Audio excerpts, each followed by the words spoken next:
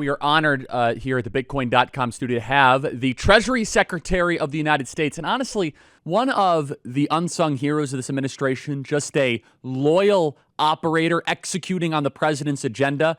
And all of a sudden, you look at the market and we're at record highs, and he's been a superstar. It is Scott Bessent, Mr. Secretary. Great to see you. Thank you for joining us. First, I just want to say you have kept your head down, and we have trade deals with Vietnam, and inflation is low, and wage growth is up. And we have trusted you and trusted the process. Before we get into the big, beautiful bill, what is the state of the American economy? It's in transition, Charlie.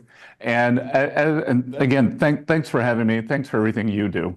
Thank you. That the economy's in transition. As I've said, we are reprivatizing the economy. We had this blowout government spending from the Biden years, biggest that we'd ever seen, 6.7% deficit to GDP when we weren't at war or weren't in a recession. So we are taking away from the government spending, bringing it over to the private sector. And the centerpiece on that, President Trump is going to sign tomorrow. The one big, beautiful bill is going to create what I call parallel prosperity. So it is the Tax Cuts and Jobs Act and the power of that for business. And then for working Americans, no tax on tips, no tax on overtime. 85% of seniors will not be paying tax on Social Security, and you will be able to deduct auto loans for American-made cars. So I think that the transition will begin tomorrow. If the Hakeem Jeffries can ever sit down and let the Republicans vote. And then on Monday, I think that we are going to unleash a capital spending boom in the U.S., which will first manifest itself in construction and then lead to a pickup in manufacturing jobs like we haven't seen in decades. So now emphasizing the big, beautiful bill even further, I am doing every fall and spring a massive campus tour, and young people repeatedly are worried that they are entering a renting economy, not an ownership economy. That they want to be able to have the same access to buying a home and buying assets like their parents did. What does this bill do to help the next generation, specifically those that are graduating college, to be able to have their piece of the American dream, be able to own homes and not just be lifelong renters? Well, out of the blocks, I think we are going to see that it will increase real wages. It's going to bring down inflation. And for your generation, you've gotten a bad deal. That the Biden administration, the great inflation post-COVID, which they knew was coming, but they didn't care because they wanted to blow out the spending. They also put on substantial regulations. So what happens was you got a demand shock from the government, but then all this regulation created the inflation. So that created supply constraints. That's how you get inflation. So what we are doing is we're going to create a demand shock. We are going to see the private sector take over, and the private sector is how you get good paying jobs where you can get real wage increases in excess of inflation. And on the other side, away from the one big beautiful bill, the rest of our agenda is deregulation. And there's a thought that deregulation would bring costs for the average household. So let's say for a single average household will be about $10,000. So let's say for a single person, that'd be about $2,500. So we are laser focused on ending this affordability crisis. Once we have finished trade and taxes here at Treasury, we're going to take on the student loan portfolio. We don't have a solution for what's going on there, but I do think that just forgiving student debt was unacceptable. But yes, I do think that I think that there is a firm and humane way to deal with the student debt crisis. And we are going to be focused on that here at Treasury because, for many young Americans, they've started out post-college with the equivalent of a mortgage. So, we're going to be working on that. But, the real thing here, and again, it's depending on what you're doing, is, I started my career out, I lived on the tip wages. So no tax on wages is a pretty good start.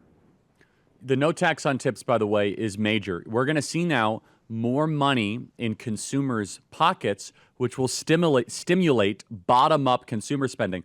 But I do want to, and I love all of that, and I agree with you on the student loan situation. First of all, we shouldn't penalize the blue-collar workers that don't have student loans, but we have to find some way to navigate this. I think we got to get colleges to start to pay it. That's my opinion. Start to have colleges have some portion of the student loan repayment. But I want to put 439 up on screen here. This is the real blue-collar wage growth. This is a remarkable accomplishment, Mr. Secretary, that I know you want to emphasize. Walk us through what we are seeing on this chart here. This is officially from the Department of Treasury. It's year-to-date real hourly earnings, growth for production and non-supervisory workers. What are we looking at here? So, Charlie, what it shows us is that the President Trump is the working American president. So for the first 5 months of any presidential term here, we go back to Richard Nixon. President Trump's current term since January 20th has seen the fastest blue-collar wage growth, 1.7% real hourly earnings, and that the second biggest wage growth was in President Trump's first term. So we can see the dedication that his policies have for working Americans. And all this is before the one big beautiful bill kicks in. If you're a homeowner, you need to listen to this. When's the last time you checked on your home title? That's the legal proof that you own your house. If you're like me, the answer is never. The problem is, in today's AI and cyber world, scammers are stealing home titles, and your equity is the target. Here's how it works. Criminals forge your signature on one document, use a fake notary stamp, pay a small fee with your county, and boom, your home title has been transferred out of your name. Then they take out loans using your equity or even sell your property. You won't even know it's happened until you get a collection or a foreclosure notice. That's why you need to stop what you're doing and find out today if you're already a victim. Use my promo code Kirk at HometitleLock.com to make sure your title is still in your name. You'll also get a free title history report plus a free 14-day trial of their $1 million triple lock protection. That's 24/7 monitoring of your title, urgent alerts to any changes, and if fraud should happen, they'll spend up to $1 million to fix it. Go to HometitleLock.com now. Use promo code Kirk. That's HometitleLock.com, promo code Kirk. And so you've mentioned this on previous segments, and I want to emphasize this. The tariffs, we were told, were going to collapse the economy. We were told that the entire trade portfolio was going to result in just economic collapse. What would you say is driving this, and how will tariffs then play into this massive tax cut deregulatory agenda? So, Charlie, it's amazing what President Trump has done since January 20th. He's, and maybe we'll talk about it later, but it's peace deals, trade deals, and tax deals, which everyone said couldn't be done, or certainly couldn't be done by the 4th of July. We've all seen he has transformed the discussion in the Middle East, Congo and Rwanda, which hasn't gotten much publicity. He's working on Russia, Ukraine. We're going to sign this tax deal tomorrow. And then to your question on tariffs, we have changed the discussion here on the trade fairness with the U.S. The president has used tariffs as I always say, Alexander Hamilton was the original tariff man. He liked tariffs for two reasons. One, to protect U.S. industry. Two, revenues for the Treasury. And now three, President Trump is now using tariffs to negotiate. And here at Treasury, at the Commerce Department, USTR, the trade representative, there is long-term senior staff who in 20, 30 years said that they have never seen the deals that we are getting from tough countries, like Vietnam, some of the other trade deals that we're going to announce. But the dog that didn't bark was the idea that tariffs were going to collapse the economy. They were going to create big inflation, that they were going to kill the stock market. As you said earlier, we're at a new high in the market. And for my 35-year career in the financial investment business, I always listened to what the market was telling me. And the market is saying that this is good for the economy. And in terms of paying down debt, I don't agree with the CBO scoring on the deficit, but I always counter the people who want to quote the CBO. I said, CBO says that there's going to be 2.8 trillion of tariff income over the next 10 years. And that it pays down a lot of debt. Yeah, and it offsets the working class tax cuts. It offsets the necessary tax cuts. In closing here, Mr. Secretary, so I know you got to run and you have a lot in front of you.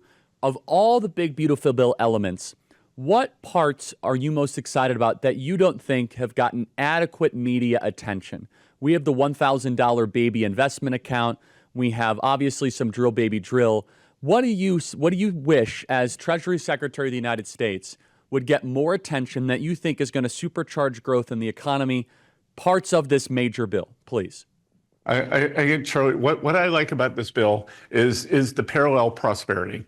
So it's good for business, good for working people. And the intersection of that is really in this 100% expensing for equipment. And for the next 5 years, you're going to be, if you're building a factory in the United States, you are going to be able to expense 100% of the factory structure. So we have made the United States of America the best place to start a business, deregulation, tax certainty, but now you can write the entire, all your equipment expenses off in 1 year. And I tell you, in the first Trump term, that is what drove the growth, because it is real after-tax returns are what drive productivity, and we are in the middle of this big productivity boom. So as I said, I would expect starting on Monday, all these projects that have been on hold, waiting for the certainty for the tax bill, this expensing is going to be very powerful. 30 seconds. We made it permanent. 30 seconds. Are we going to see any rate cuts? I know you can't tell us any inside information, but too late, pal. What is going on here? Because we need to start to see rate cuts. It's major for the economy. That the market's pricing in 2 rate cuts for the year. That seems about right. The 2-year bond is much lower than the overnight rate. And when asked about the Fed, I said, look, if they don't go sooner, it just means they have to do more later, which is the history of being late. Well, President Trump has branded him as too late, pal. Mr. Secretary, again, sincerely, you are working your tail off. It's appreciated. It's noticed. And thank you for all of the accomplishments. And it's hard to believe it's not even been 6 months. We have your back. Thank you so much. Good, Charlie. Thanks. Always good to be with you. You too. Thank you. Just a reminder for the Student Action Summit coming up a week from tomorrow. Pete Hegseth, Kristi Noem, Tucker Carlson, Steve Bannon, Donald Trump Jr., Megyn Kelly. We have Tom Homan. We have Laura Ingraham. We have Riley Gaines. That is SAS2025.com. Register now and get your tickets. SAS2025.com. That is SAS2025.com. An all-star, superstar lineup. SAS2025.com. It is going to be the biggest event of the summer. All ages are welcome. So get your tickets right now, SAS2025.com.